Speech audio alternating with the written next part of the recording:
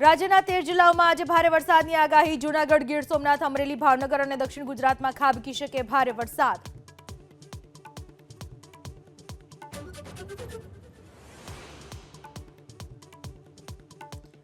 બોટકાંડને લઈને વડોદરાના તત્કાલીન મહાનગરપાલિકા કમિશનર H.S. પટેલ અને વિનોદ રાવ સામે શિક્ષાત્મક કાર્યવાહીનો હાઈકોર્ટનો હુકમ। બોટકાંડમાં બંને અધિકારીઓની બેદરકારી હોવાનું કોર્ટનું અવલોકન। જમ્મુ કાશ્મીરના ડોડામાં આતંક સામે સેનાનું મોટું ઓપરેશન। સુરક્ષા દળો અને આતંકીઓ વચ્ચે એન્કાઉન્ટર યથાવત। જંગલમાં 2 થી 3 આતંકીઓ છુપાયા હોવાને લઈને સર્ચ।